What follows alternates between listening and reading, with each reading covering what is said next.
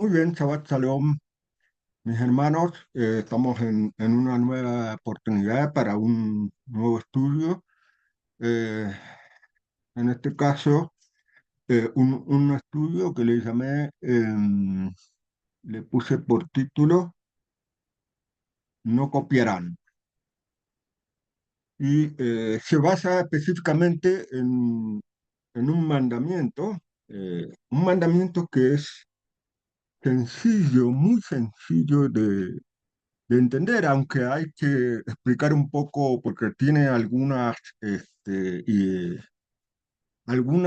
figuras, se puede decir, de lenguaje o metáforas en cuanto a los lugares del pasado que hacen, que apuntan al futuro. Porque la Torá es un libro tan perfecto que, si bien relata cosas del pasado, también están haciendo alusión a cosas, enseñanzas que se interpretan para aplicar en el futuro, mejor dicho, en el futuro de aquella época. Estamos hablando a la actualidad. Y bueno, este mandamiento está relacionado, por supuesto, por eso ustedes verán la pantalla en un tono, como se podría decir, festivo, ¿no? Tiene un poco relación con estas festividades que, que vienen. Así que pasamos al mandamiento que dice en el libro de Levítico, en el libro de Levítico dice 18, capítulo 18, del versículo 3 en adelante, dice, como hacen en la tierra de Egipto, donde habitaron, dice literalmente, no harán. También se puede traducir como no copiarán, como está escrito en la Biblia. Es decir, como hacen en la tierra de Egipto, ustedes donde habitaron en el pasado, esto está, el contexto que se da la Torá en el desierto, una vez que ya fueron liberados de la tierra de Egipto, como cuenta en el libro de Éxodo. Entonces, como las prácticas que hacían en Egipto no harán, es decir, no copiarán las cosas que se hacían, ni como hacen en la tierra de Canaán, hacia donde los estoy llevando, tampoco no harán, es decir, no copiarán tampoco, y no seguirán las leyes de ellos. Mis reglas solamente deben observar ustedes y seguir fielmente mis leyes. Yo, Yahweh, soy el poderoso de ustedes. Ustedes deben observar mis leyes y mis reglas en las cuales vivirá el hombre. Yo, Yahweh. Entonces, esto es para arrancar, ¿no es cierto? ¿Qué hay que explicar acá? Bueno, tenemos dos, se puede decir, imágenes literarias o sentidos literarios de lugares que apuntan a cosas que de la actualidad.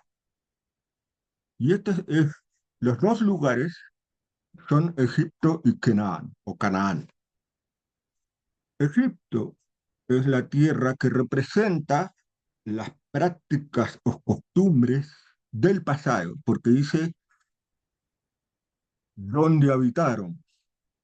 Entonces, entendido, aplicado a hoy en día, Egipto representa todas esas costumbres que uno puede heredar, ya sea socialmente o familiar, de manera familiar.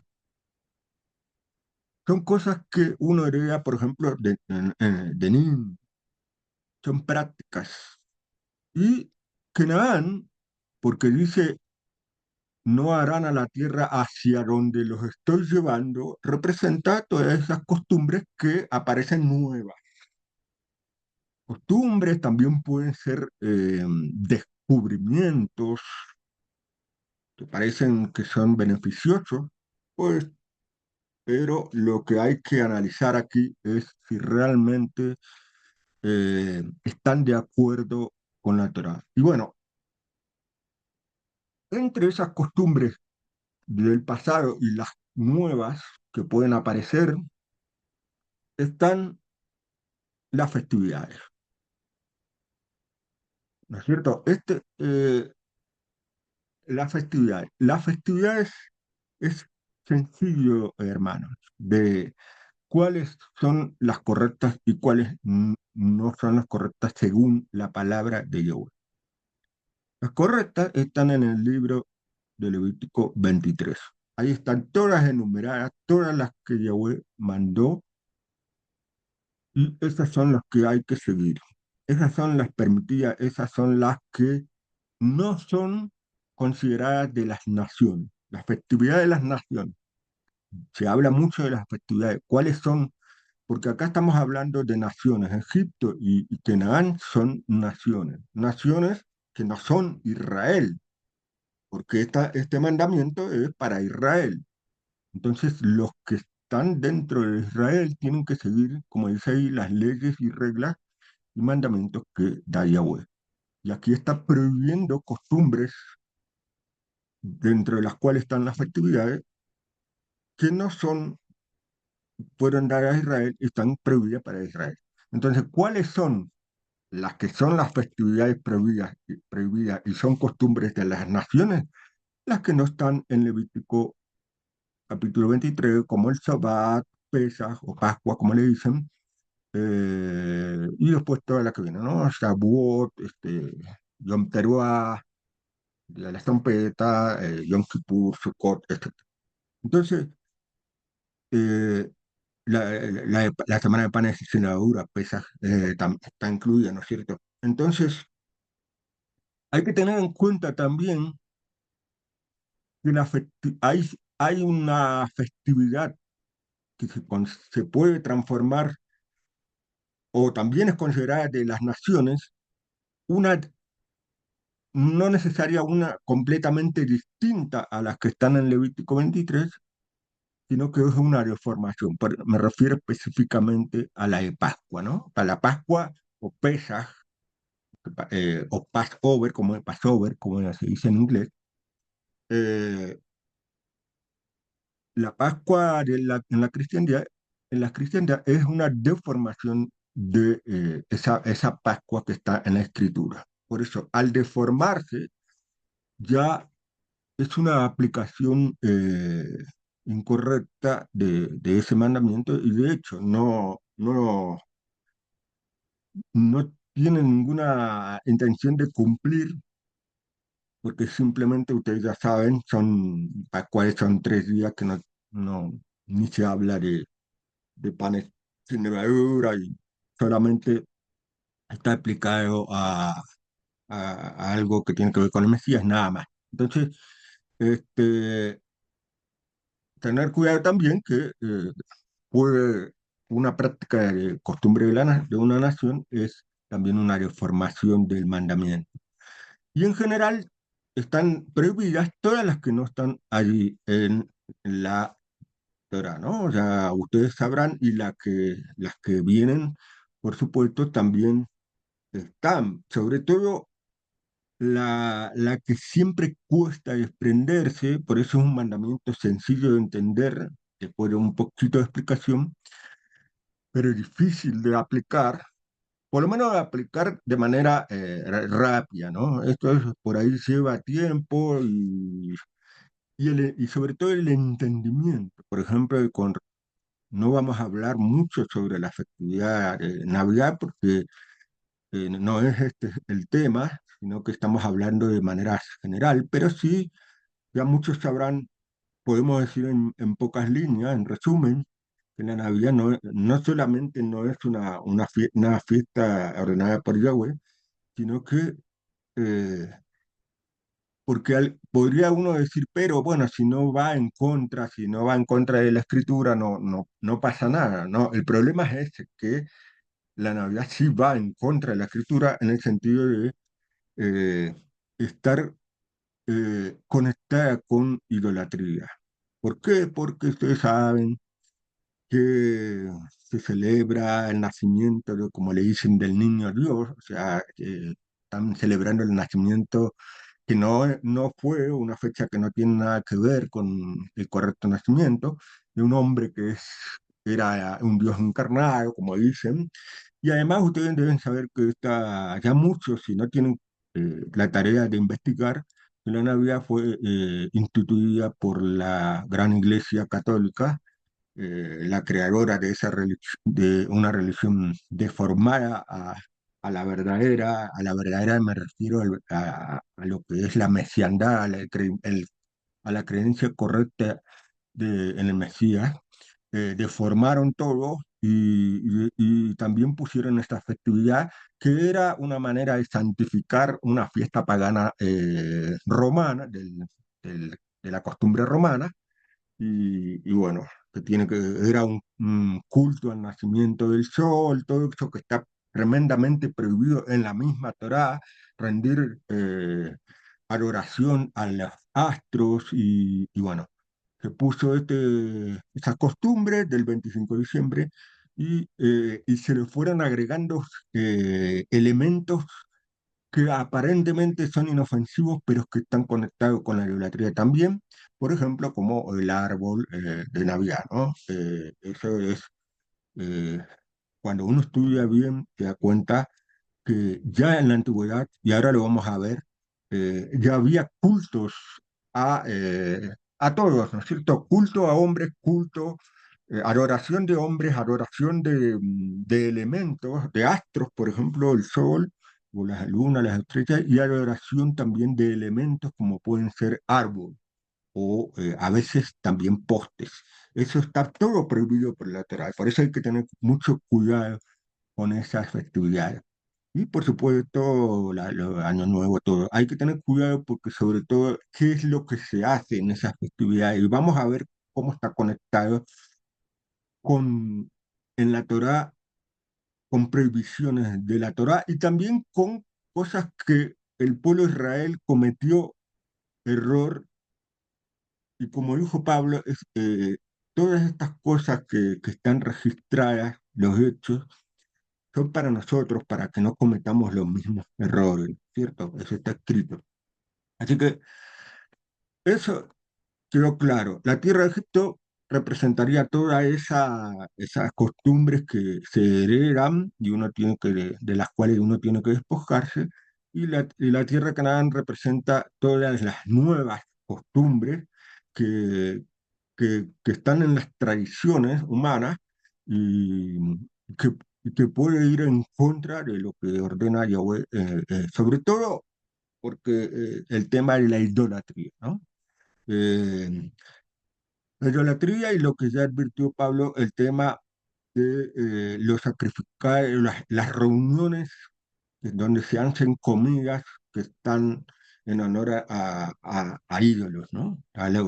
Pablo prohibió muy terminantemente, hay un estudio de aquí, de nuestro More, también uno de los maestros, Jorge, que habla de los sacrificados a los ídolos, está en el canal también de la Asamblea.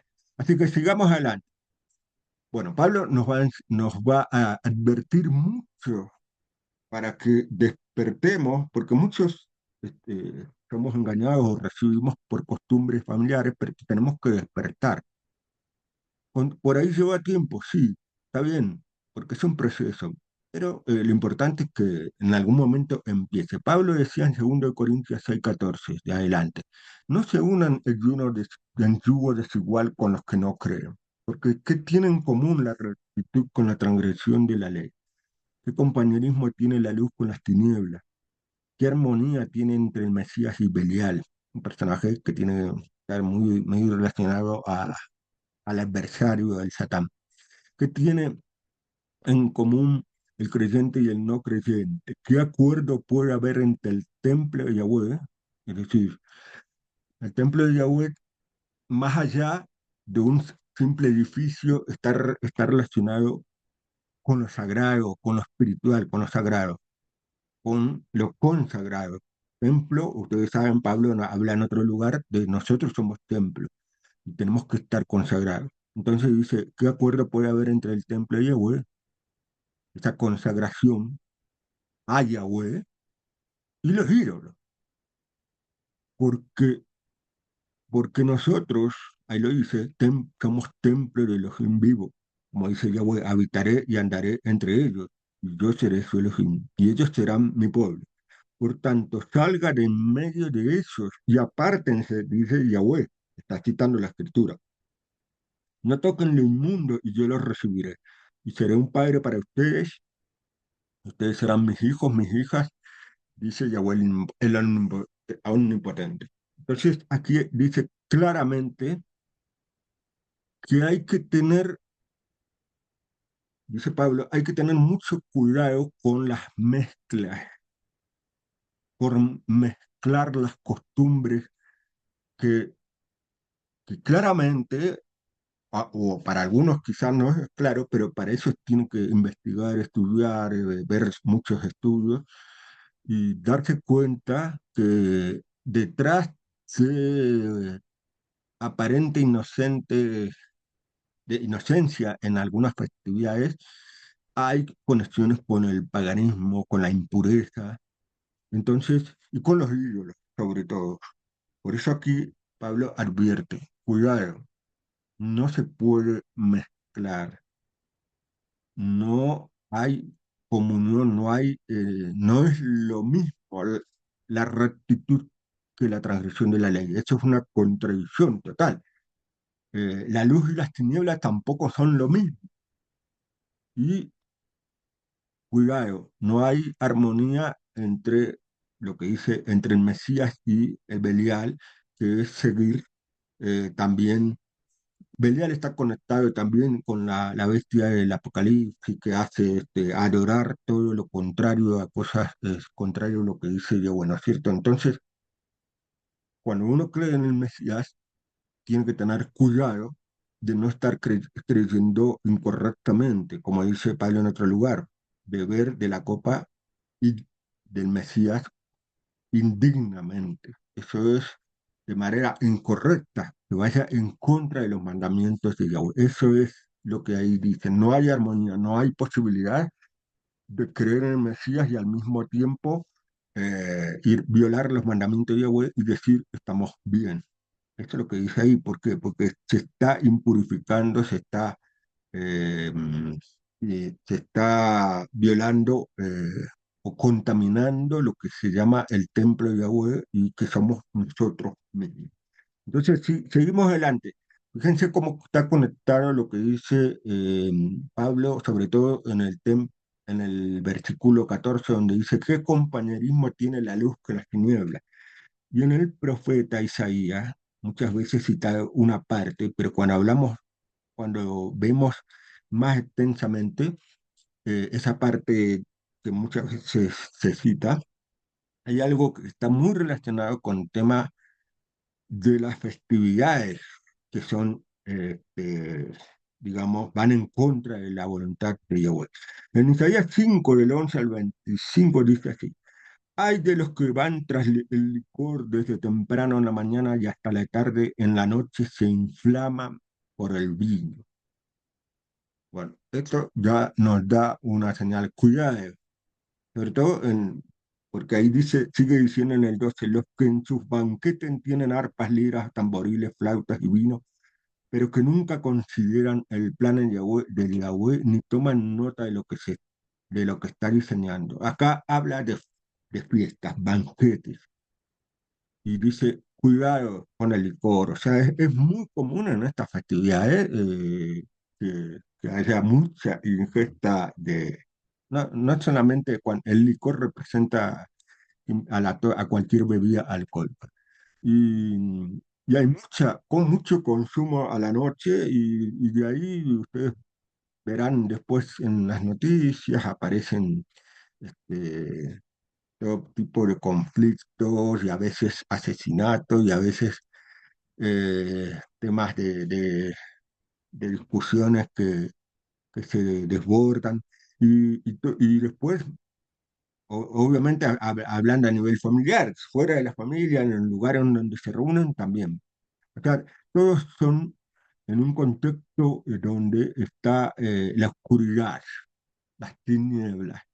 Y, y si eso se le agrega las bebidas alcohólicas, donde lo que hace es perder el control de, de la mente, entonces ahí aparece cualquier tipo de cosas y lo que a veces eh, etiquetan como una festividad de amor se transforma muy generalmente en desamor total y de odio, ¿no? Es muy, muy común estas cosas. Sigue diciendo, ciertamente mi pueblo, en el versículo 13, ciertamente mi pueblo sufrirá el exilio por no hacer caso. Sus multitudes son víctimas de hambre y sus masas transidas de la sed. Ciertamente la fosa abrió su garganta y abrió su boca sin medida, y en ella caerá ese esplendor y ese tumulto y ese bullicio y esa diversión. Fíjense que eso es lo que está profetizado para Israel, ¿no? El mismo Israel que tiene que consagrarse puede caer en ese error. Fíjense cómo será lo que a muchos incluso no se consideran Israel, pero sí son llamados a salir de ese, como diría Pablo, de ese olivo silvestre el Mesías nos llama para ser injertado en ese olivo verdadero que es el pueblo de Israel y obedecer a Yahweh. Sigue diciendo, el hombre se ha postrado y el mortal se ha rebajado el orgullo de los altivos. Y Yahweh de los ejércitos queda enaltecido por el juicio.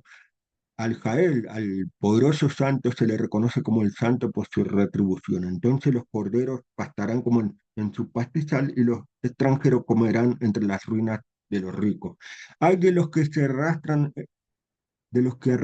el pecado con cuerdas de falsedad y maldad, como con consundas de carreta. Esa es una imagen literaria que quiere decir que hay de las personas que llevan a transgredir con falsedad, o sea, mintiendo y con mala intención, ¿no? De lo que hay detrás. Pero claro, recuerden que el enemigo del hombre, el adversario del hombre, no va a tratar de engañar explícitamente, mostrando todo, sino que, como dice Pablo, se viste de ángel de luz, es decir, mostrando todo de una apariencia bondadosa, inocente, amorosa, pero detrás hay maldad y eso lleva a transgresión. Sigue en el versículo 19, ellos dicen que se dé prisa, que avance a hacer su obra para que la veamos, que los planes del Santo Israel se cumplan rápidamente para que le hagamos caso. Ay, bueno, ahí comienza eso de lo que tratan de transformar la luz en tiniebla, ¿no? Hay de los que a lo malo llaman bueno y a lo bueno malo, que presentan las tinieblas como luz y la luz como tiniebla, que presentan lo amargo como dulce y lo dulce como amargo, ¿no es cierto? De esa manera el adversario trabaja disfrazando, camuflando y presentando cosas como buenas, como sencillas, como inocentes, como amorosas, pero detrás hay transgresión. Y también dice, hay de los que son sabios en su propia opinión, de los que son prudentes en su propio juicio. Hay de los que son tan valientes para beber vino, tan fuerte para mezclar el licor, otra vez en relación con esos que se juntan para tomar prácticamente y dejar libre a riendas a lo que uno quiera decir y sentir y lo que sea, ¿no? Y de los que vindican al culpable a cambio de sobornos y le niegan la vindicación al que tiene razón. Ciertamente como la paja se consume en fuego, en lengua de fuego y el rastrojo se doblega, cuando arde, así la raíz de ellos será como algo podrido y su flor se desvanecerá como el polvo. ¿Por qué? La pregunta de esta reacción tan terrible, porque han rechazado la Torah de Yahweh de los ejércitos, han despreciado la palabra del Santo de Israel.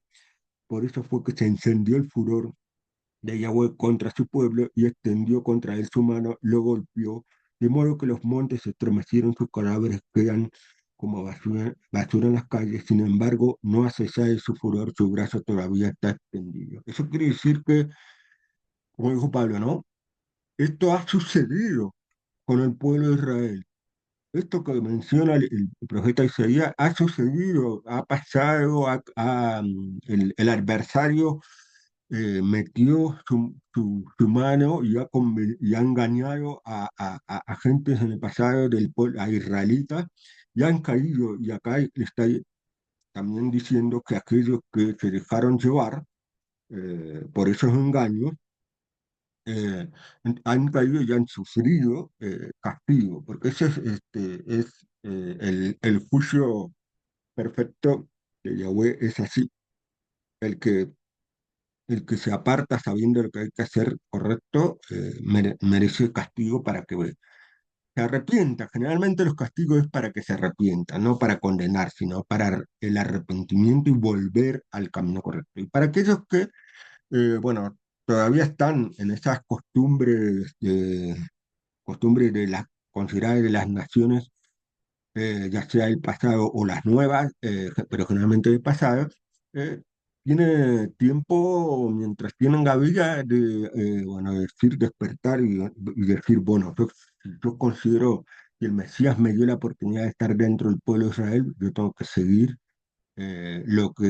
los mandamientos que se le dio a Israel y, y cumplir con mi amor o con el amor que se le debe al Padre Todopoderoso Yahweh. Seguimos, entonces, también Pablo dice en otro lugar, 1 Corintios 10:18, dice, consideren al Israel carnal, los que comen de los sacrificios participan del altar, ¿verdad? ¿Qué quiere decir entonces? ¿Que los que se sacrifican a los ídolos signifique algo o el ídolo signifique algo? Al contrario, ahora, en este contexto está hablando del ídolo y dice que el ídolo no es nada. El problema no es si existe o no el ídolo, sino el hecho de una comida en honor a alguien que incluso no existe, un ídolo. Entonces, eso sí es grave y eso sí también puede ser transformarse en lo que dice ahora, ¿no? Al contrario, digo que los gentiles sacrifican, los sacrifican a demonios y no a Yahweh. Y yo no quiero que ustedes participen con los demonios. Ustedes no pueden beber. ¿Qué tal el hecho de decir qué comunión hay entre el Mesías y Belial? Ustedes no pueden beber de la copa del maestro y la copa de los demonios. No pueden participar de la mesa del maestro y de la mesa de los demonios. O provocaremos a celos a Yahweh. ¿Seremos acaso más fuerte que él? Y esta es una máxima, un principio de los tantos que dio este enviado Saúl o Pablo, ¿no?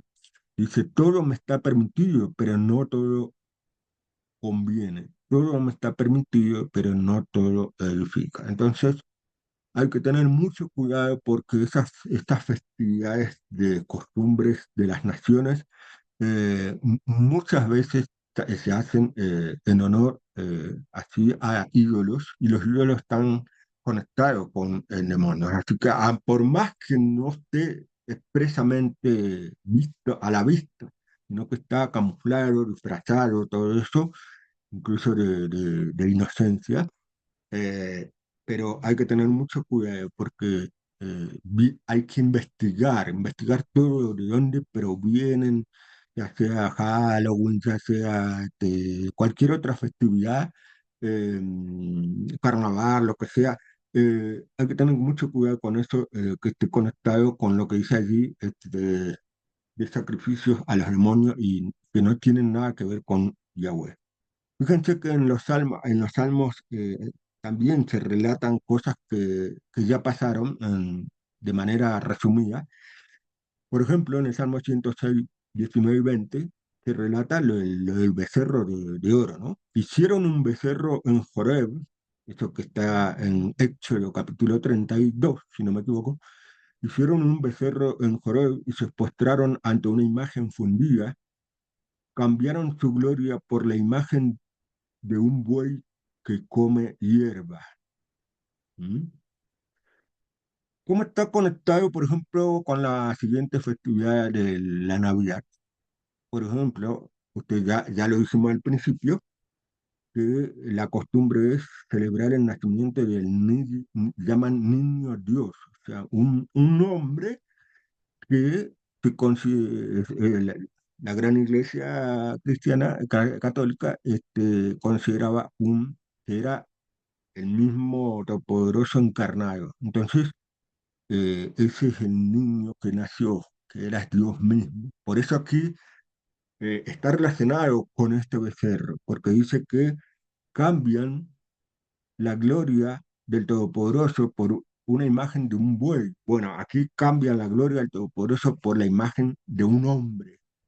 Por eso hay que tener mucho cuidado, hay que estudiar mucho la Torah y hay que entender cuando parece una este, simple festejo, puede transformarse en una idolatría grave, sobre todo cuando se considera que el Mesías es Yahweh mismo. También dice en otra parte Pablo, en 1 Corintios 10:7, dice, no sean idólatras, como algunos de ellos, según está escrito, se sentó el pueblo a comer y a beber y se levantó para divertirse. ¿Qué dice Pablo acá? Relacionado a lo que dice antes el Pablo, en el mismo suceso de adoración del becerro. Recuerden que me faltó poner el contexto que la adoración del becerro que hicieron es porque Moisés estaba recibiendo las tablas de los 10 mandamientos, estaba en el monte Joreb, que es el mismo Sinaí, y se había demorado. Entonces el pueblo se cansó y dijo, bueno, vamos a reemplazar a Moisés por un becerro de oro. Bueno, aquí a ese suceso se dice Pablo y dice un detalle importante, que el pueblo cuando construyó, incluso lo obligó al hermano de Moisés, a Aarón, a construir ese becerro de oro, y para celebrar ese becerro, esa idolatría tremenda, dice que el pueblo se sentó a comer, a beber y se levantó para divertirse, es decir, hacer una fiesta. Así que aquí dice, cuidado, no caigan en la idolatría y encima celebrarla a la idolatría, como puede ser cualquiera de las festividades que no están en la Torá. Y después, otra vez en el Salmo, refiriéndose a otro suceso, eh, en el Salmo 106, también el mismo Salmo 106:28, dice, se aferraron a Baal peor. Esto es cuando ya prácticamente terminando los 40 años del desierto, llegaron prácticamente al borde en el río Jordán, antes de morir Moshe, y cometieron un terrible pecado, ¿no? Un pecado que ya fue más grave porque se involucraba el hecho de moralidad sexual e idolatría. Valpeor es un ídolo de los moabitas, y eso era en ese suceso ahí, y que se aferraron a Baal peor, comieron sacrificios ofrecidos a los muertos, es decir, aquí lo mismo, como dice Pablo, sacrificios a los ídolos o a los demonios, comieron sacrificios ofrecidos a los muertos, provocaron la ira con sus obras y una plaga brotó entre ellos, es decir, como se desviaron de los mandamientos de Yahweh, hubo castigo con plaga. Pinhas era un israelita que representa a muchas personas. Pinhas era uno descendiente incluso de Aarón, y representa un espíritu, una posición que tiene que tener una persona correcta. Pinhas se acercó, intervino y cesó la plaga, es decir, mató a unas personas que se le estaban haciendo la burla a Moisés. Mató un israelita con una moabita o una mayanita, mejor, Y entonces dice que se le acreditó a su mérito para todas las generaciones por la eternidad. Es decir, representa a esta persona y ese premio es a las que siguen a eso para cortar la idolatría, cortar ese paganismo. Eso es lo que representa este israelita. Provocaron las iras en aguas de Meribá y Mosé sufrió por culpa de ello, ese es otro suceso, porque se rebelaron contra él y él habló ásperamente. No destruyeron, acá está relatando una vez que entraron a la tierra de Canaán y encontraron costumbres nuevas, no destruyeron a las naciones como le había mandado Yahweh, sino que se mezclaron con las naciones y aprendieron sus caminos, sirvieron a los ídolos de ellas y que vinieron a hacer una trampa para ellos. A sus propios hijos e hijas los sacrificaron a Amón. Vean cómo eh, el peligro de no dejar atrás el pasado, digamos, incorrecto o las costumbres incorrectas y llegar a costumbres nuevas y también adoptarlas y no ser cortante, no ser firme. Y acá el riesgo es mezclarse y encima propagarle a los hijos las mismas costumbres, ¿no? El hecho de que diga aquí que a sus propios hijos le sacrificaron a demonios, más allá de lo que se llegó a hacer, también implica de tener cuidado de no sacrificarlo en el sentido de enseñarles cosas paganas e idólatras y quedar contaminadas, pasar la contaminación de los padres a los hijos. Después, entonces, cuidado, dice Pablo, con este principio, que por tanto, amados, huyan de la idolatría. Y entonces, ¿cómo? ¿Cómo tenemos que hacer para eso? ¿Cómo tenemos que hacer? Lo que debe movernos a hacer específicamente lo que Yahweh quiere, eso depende del principal mandamiento que el mismo Mesías enseñó. O cuando le preguntaron, él dijo, ¿cuál es el principal mandamiento? Y él citó la Torá. Escucha Israel, Yahweh nuestro Elohim, Yahweh solo es el único, uno también, es uno y él es solamente nuestro Elohim todopoderoso. Y amarás a Yahweh tu Elohim con todo tu corazón, con todo tu ser, con todas tus fuerzas. Grábate en la mente estas instrucciones que te encargo hoy. La manera de amar a Yahweh, o como dicen, a amar a Dios o a amar al Elohim, al amar al Todopoderoso, es por medio de grabarse las instrucciones, aprender de sus instrucciones y obedecer sus mandamientos. Esa es la única manera. No es cuestión de decir, de declararlo, de tener un sentimiento, no, tiene que demostrarse en la práctica. Y por eso hay que aprender siempre en donde tengan la oportunidad, y aquí ustedes tienen la oportunidad en la asamblea con el pastor Mario, que estamos tratando de escudriñar eh, con un tiempo largo las escrituras, tratarles de sacarle las interpretaciones, el jugo a esa bendita palabra para poder aplicar nuestra vida en la actualidad. Por eso es muy importante el estudio y, por supuesto, sumar a la oración para que podamos ser fortalecidos y poder para cumplir esa palabra. Porque a veces el estudio no alcanza y es muy importante la oración para que recibamos fortaleza y firmeza y convicción para poder cumplir. Entonces, el amor se demuestra con la obediencia. Y fíjense, hay muchos pasajes que hablan de tener cuidado de no copiar, de no hacer las prácticas de las naciones, pero este es el segundo que más también está resumido la idea clara. En Levítico 20, del 22 al 26 dice, observen fielmente todas mis leyes y todos mis reglamentos para que no los vomite la tierra a la que los llevo para que se establezcan. Fíjense que esto es demostrar el amor, observar fielmente, pero habla de algo en primera instancia del pueblo de Israel que iba a la tierra prometida, que era la ocupada por Canaán, las 7 naciones, y había que obedecer todas estas leyes y reglamentos para que no fueran exiliados, cosa que finalmente sucedió porque no obedecieron y fueron expulsados, exiliados con el exilio de Babilonia, ¿no? Que provocó incluso la destrucción del templo.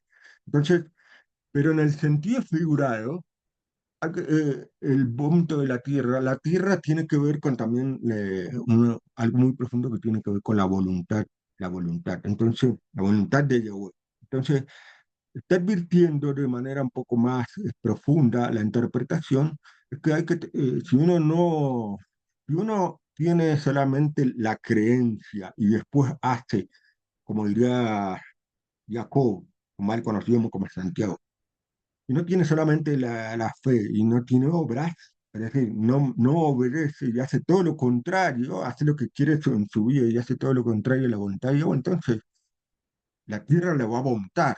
Es decir, la voluntad no va a permitir que uno alcance ese premio tan ansiado de la vida en el mundo venidero cuando venga el Mesías. Eso es un poco lo que está detrás así, de manera profunda. No pero, ¿y cómo se manifiesta entonces observar las leyes y los mandamientos? No deben seguir las prácticas de las naciones que estoy expulsando delante de ustedes, porque por haber hecho todas estas cosas es que las aborrecí. Y les dije a ustedes, ustedes poseerán la tierra de ellos, pero yo se la daré para que la posean, una tierra que emana leche y miel. Insisto, más allá de lo literal, es la tierra que emana leche y miel, tiene que ver con un estado espiritual. La tierra de prometida tiene que ver con la voluntad de Yahweh. Entrar a la tierra que emana leche y miel es entrar a hacer la voluntad de Yahweh, y leche y miel es algo que bendice, un estado de fortaleza espiritual, de gozo, de bienestar, de prosperidad, de shalom, todo lo que usted quiera. Eso es lo que está detrás de esa imagen literaria. Y sigue diciendo, yo Yahweh soy el Elohim que los he separado a ustedes de otros pueblos, así que ustedes deben, repito, yo soy Yahweh Elohim que los he separado a ustedes de otros pueblos, así que ustedes deben separar la bestia pura de la impura y el ave impuro de la pura. O sea, esto es lo que se extrae sobre todo del capítulo 11 de Levítico, lo que apunta es simplemente a aprender a distinguir lo impuro de lo impuro, lo sagrado de lo profano, lo pagano o lo idólatra de lo que es correcto, y lo que es consagrado, de lo que es santo. Entonces, por eso dice allí, ustedes son separados de las demás naciones, ¿para qué? Para que no hagan lo mismo que las demás naciones y aprendan a distinguir, por supuesto, estudiando las escrituras, no hay otra forma, y dice, no deben acarrear abominación sobre ustedes por medio de bestia o de ave o de cualquier otra cosa por la que vive en el suelo, que yo los haya separado para los que traten como impura. Es el mismo tema que el anterior. Y ahí dice por qué. Porque le dijo ya en el versículo 24, yo los he separado a ustedes de los otros pueblos. ¿Para qué? Como para lo que dice en el 26. Ustedes serán consagrados para mí. Ustedes serán consagrados para mí. Un momento. Porque yo Yahweh soy santo y los he separado a ustedes de otros pueblos para que sean míos. Entonces, si Yahweh nos separó, es decir, nos separó, ¿qué quiere decir? Nos permite, incluso gracias al Mesías, siendo antes gentiles, que ingresemos al pueblo de Israel, pero no es cuestión de decir, bueno, ahora yo soy parte del pueblo de Israel. Eso no sirve para nada, la declaración. Hay que demostrar que uno es israelita. Y la manera de decir, bueno, yo soy israelita, pero entonces tengo que hacer todo lo que Yahweh, los mandamientos le ordenó a Yahweh, lo que se pueda cumplir, no todo, vale la aclaración, no todo lo que se dio, todo lo que se pueda cumplir, que hay muchos, sobre todo los mandamientos relacionados con la moralidad y también con el tema de evitar la idolatría. Este, si somos parte de Israel, tenemos que mostrar que somos israelitas y que somos obedientes como a Yahweh, mostrándole nuestro amor, y por eso, por la obediencia, nosotros vamos a ser consagrados o, como dicen, santos, ¿no? En otra traducción, pero la consagración la logra la obediencia. Y luego dice en Deuteronomio 8 y 9, ustedes no deben actuar de ningún modo. Esto me detengo para aclarar el contexto de estas palabras de Moisés, o Mosé. Antes de morir, antes de que el pueblo ingrese a la tierra prometida, les deja algo muy profundo que Pablo va a retomar este concepto. Dice, ustedes, le está diciendo Moisés al pueblo, no deben actuar de ningún modo como actuamos aquí ahora, cada cual como le parece. ¿Es cierto? Esto es una palabra que tiene que llegar a aquellos israelitas, permitió ingresar los que eran gentiles, porque gracias a la fe en el Mesías uno tiene es considerado Israel, de parte de Israel. Por eso Pablo lo explica bien, derriba la barrera, el Mesías permite que uno sea parte de Israel. Ahora, si uno dice, no, yo creo en el Mesías y no soy parte de Israel, eso va en contra de lo que quiere Yahweh. Y entonces lo que dice Mosé y que está diciendo Yahweh a través de Mosé es que eh, no puede actuar cada cual como quiera antes de ingresar a la tierra prometida. Es decir, de otra manera, o traducido a palabras eh, nazarenas, se podría decir, uno ya no puede seguir actuando como cuando era gentil, cuando no tenía, como eso lo dice claramente Pablo, no. Una vez que ya tienen la fe en el Mesías y son parte del pueblo de Israel, tienen que dejar las costumbres de la vida gentil. Ahora ya son parte de Israel. Y ahí dice también en el versículo 9, porque todavía no han llegado al reposo o al descanso, al reposo asignado que Yahweh Elohim le está dando. Es decir, se refiere a entrar a esa tierra prometida, pero recuerden que la tierra prometida, más allá del suceso literal, tiene que ver entrar a la tierra que tiene que ver con la voluntad. Es decir, entrar a la tierra prometida. Y nosotros, si logramos el premio que nos trae de la recompensa con el Mesías y la obediencia, nosotros vamos a ser llevados literalmente a vivir a la tierra de Israel. Pero antes podemos entrar a la tierra prometida. Y eso es de manera espiritual, haciendo la voluntad de Yahweh. Y eso tiene que ver con entrar a un reposo. Se lo explica muy bien Pablo, sobre todo en Hebreos capítulos 3 y 4, si no me equivoco, entrar al reposo. Por eso dice allí, también el mismo Mesías habló de un reposo, de un descanso. En Mateo 11, 28 al 30 dice, vengan a mí todos los que están agobiados y cargados y yo los haré descansar.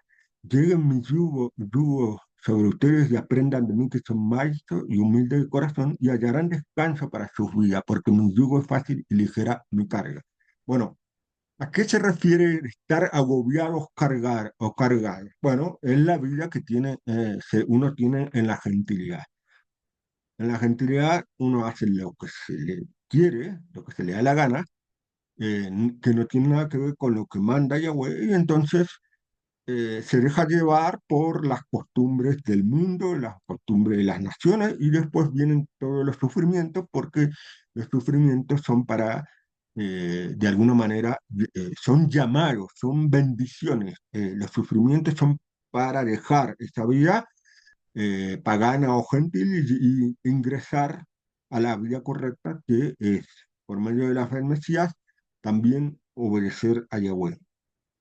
Y esto es lo que está diciendo. Dejen esa vida que los tiene cansados de sufrir y agobiados de sufrir. ¿Por qué? Porque no hacen la voluntad de Yahweh y vengan lleven mi yugo. O sea, la manera de llevar el yugo del Mesías es aprender de mí, dice, aprender del Mesías.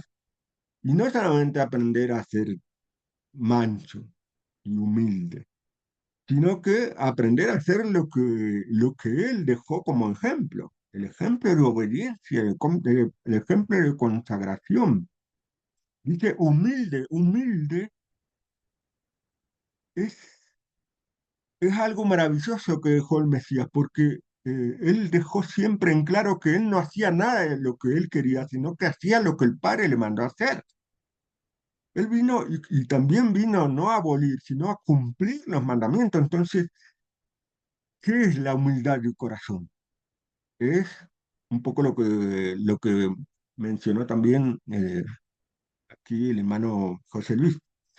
La humildad es dejar de hacer lo que el ego de cada uno quiere para comenzar a hacer la voluntad de nuestro Padre. Esa es la verdadera humildad. O sea, humillarse a uno mismo para no hacer lo que uno quiera, sino que hacer lo que nuestro Padre Yahweh quiera. Esa es la humildad que mostró perfecta el Mesías. Él hizo todo lo que el Padre le mandó y él cumplió todos sus mandamientos de manera perfecta y eso es lo que trae descanso. Porque no es como muchos malinterpretaron esta frase que el yugo del Mesías es fácil y ligero, es decir, simplemente creer en él y hacer cada uno lo que quiera, como Pablo va a advertir, cuidado. No beban de la copa de manera indigna. Es decir, no tengan la fe, solamente la creencia y después hagan todo lo contrario, como dirá Pablo, las obras de la carne. ¿Mm? Cuidado, ¿no? Eso, eso puede hacer perder el premio prometido. Y fíjense que como decíamos, que ese reposo del que habló Moisés, de entrar a la tierra prometida, pero en el sentido de entrar a hacer la voluntad de Yahweh, eso da reposo. Pablo lo explica muy bien en el apóstol Saúl, Pablo, en el libro de Hebreos 3 14 al 15, 14 al 19. Dice, porque hemos llegado a ser compañeros del Mesías, vean bien las palabras tan profundas y exigentes de Pablo. Hemos llegado a ser compañeros del Mesías. ¿Cuándo? Cuando empezamos a creer en él. Pero advierte, si de veras retenemos hasta el fin nuestra confianza del principio. ¿Qué quiere decir eso? Se han analizado, tenemos un estudio sobre eso, que dice retener hasta el fin la confianza del principio. La confianza, la fe del principio tiene que ver del principio, desde el Génesis. Y desde el principio, cuando se dio los mandamientos en el monte Sinaí, de, con el Pesaj, las festividades, ahí en el principio están las festividades correctas. Entonces, a eso se refiere profundamente Pablo, de retener hasta el fin la fe que tiene que ver con la fe que se enseñó desde el principio. Y aclara Pablo, mientras se dice hoy, si oyen su voz, ¿la voz de quién? La voz de Yahweh.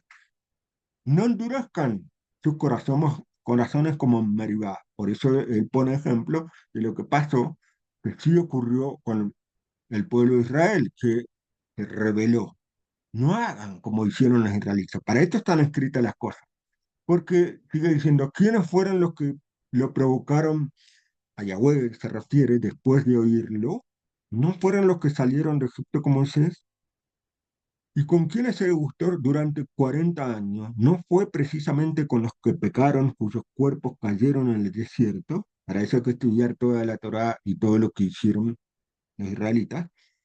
¿Y a quienes juró que no entrarían en su reposo, sino a aquellos que no obedecieron? Y vemos que no pudieron entrar debido a su incredulidad. Fíjense que este reposo no tiene nada que ver con el Shabbat, tiene que ver con ese reposo de que habla Mosé en Deuteronomio 12. Entrar a la tierra prometida para entrar al reposo. Eso no significa simplemente entrar a algo físico, sino entrar espiritualmente a hacer la voluntad de Yahweh para tener ese reposo, el reposo de dejar de hacer las obras que uno hacía, como dice el Mesías, que los agobiaban y los cargaban porque era contraria a las obras, a lo que pide Yahweh. Y aquí dice, no juró que entraría en su reposo, sino a los que no obedecieron. Entonces ahí queda claro, no obedecer el mandamiento hace que uno no entre en un reposo espiritual. No estamos hablando de condenación, estamos hablando de entrar a un estado que uno que pasa por ahí sufriendo, debilitado en la fe, y hay que ver por qué pasan. A veces son pruebas para superación, crecimiento, pero a veces son sufrimientos para ver si uno está haciendo algo incorrecto y volver a hacer lo correcto. Es decir, a eso el reposo la obediencia lleva a descanso y reposo. Para eso dejó el ejemplo el Mesías. Y finalmente, para terminar este estudio, nos deja estas palabras el apóstol Saúl, el enviado Saúl o Pablo, en Hebreos 4, del 1 y otro versículo final. Dice, así que, teniendo en cuenta lo que pasó con el pueblo de Israel, esos ejemplos que no hay que seguir de rebelión, así que temamos mientras permanezca aún la promesa de entrar en su reposo. Insisto, no solamente aquí habla de obedecer el reposo del Shabbat, sino que es entrar a lo que significa profundamente entrar a la tierra prometida, es decir, entrar al estado de obediencia y hacer la voluntad de Yahweh. Entonces dice, así que temamos, es decir, no tanto, no está hablando de tengamos miedo, sino que temamos en el sentido de que de respeto, respetemos a Yahweh. Eso es lo que está diciendo allí. Así que respetemos a Yahweh mientras permanezca aún la promesa de entrar en su reposo. Es decir, si está la posibilidad de que la obediencia a Yahweh nos dé reposo, entonces aprovechemos, hagamos eso, que la promesa está y la promesa de Yahweh se cumple. No es una promesa falsa. Dice, no vaya a ser que alguno de ustedes parezca quedarse atrás. Es decir, ahora está diciendo, bueno, está ahí la posibilidad, la obediencia nos lleva a reposar, nos lleva a disfrutar la vida mejor, a estar fortalecidos en la fe. Y si no aprovechamos eso en el Mesías, entonces quedamos atrás y vamos a seguir agobiados, cargados, como dicen ahí. Entonces dice, sigue diciendo, porque también a nosotros como a ellos se les ha anunciado la buena noticia. Fíjense cómo conecta, y eso lo explicamos en otro estudio, de que la buena noticia ya estaba antes, desde el principio, incluso desde el principio en el Génesis. O sea, la buena noticia tiene que ver no solamente con la fe en el Mesías, sino también con la obediencia a Yahweh. Las dos cosas es la buena noticia. No se la puede partir. Ah, a mí me gusta, de la buena noticia me gusta solamente creer en el Mesías y después hago lo que yo quiero. No, eso es una buena, aprovechar la buena noticia a media. Y a media no se hacen las cosas. Porque recuerden que en el libro Apocalipsis hay una congregación, una asamblea que era tibia y esa fue amonestada. Quisiera que sea o fría o caliente, pero porque eres tibia, estás en infracción. La tibieza no se acepta, no acepta Yahweh. Entonces dice, también a nosotros como a ellos se les dio la noticia, pero a ellos nadie le aprovechó en el mensaje, porque no se identificaron con fe con los que le obedecieron. ¿Sí? En otras palabras, ellos creyeron y no obedecieron. Y lo que está diciendo, por eso dice que la buena noticia es también creer en el Mesías, pero también obedecer a Yahweh. Si no, no se identifica la fe con en otras palabras, del enviado Jacob, o Santiago, es no, no puede estar sola la fe porque es estéril, está muerta sin obra. Entonces, tiene que haber obediencia para que tenga obra. Y finalmente, dice el apóstol Saúl, enviado Pablo. Así que procuremos con diligencia entrar en ese reposo, no sea que alguien caiga en el mismo ejemplo de desobediencia. Entonces, todo esto es, el reposo es de hacer, dejar de hacer todo lo que uno quería, dejar de seguir las costumbres de las naciones, dejar de de tener las costumbres familiares, dejar las costumbres sociales del mundo y de comenzar a entrar a la tierra prometida, ese estado espiritual de obediencia, es decir, cortar.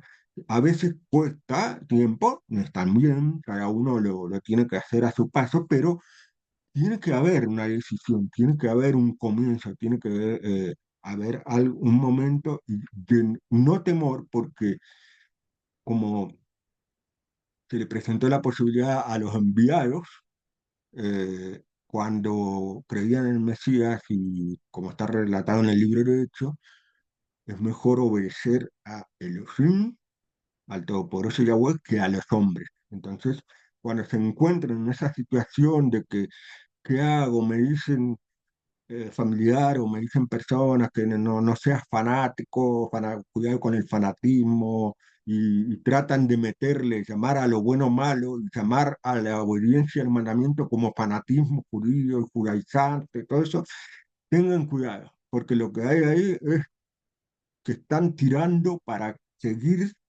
haciendo las costumbres de lo que representa la costumbre de Egipto o de Canaán. Le van a tener una soga para que no afloje y siga haciendo lo que no quiere Yahweh. Y entonces lo que hay que hacer en un momento, estudiando y orando mucho, en algún momento uno se va a fortalecer y va a decir, no, si yo amo a Yahweh, la manera de amar a Yahweh correctamente es obedecerle. Por lo tanto, lo que venía haciendo ya no importa después lo que me digan, no me van a convencer de que estoy haciendo mal porque lo correcto es, me queda claro que es la obediencia y después de estudiar bien y ver que lo que parecía inocente no era inocente y era incorrecto, entonces uno tomará su decisión y se fortalecerá en el convencimiento que lleva a estar seguro de, de entrar a ese reposo y también entrar a esa obediencia y a ese estado espiritual que bendice y no, dejando de hacer lo que dicen las personas y obedeciendo más a lo que quiere Yahweh, haciendo la voluntad de Yahweh, y eso nos va a llevar al gran premio prometido que viene con el Mesías, que esperemos que sea pronto. Amén y amén. Muchas gracias.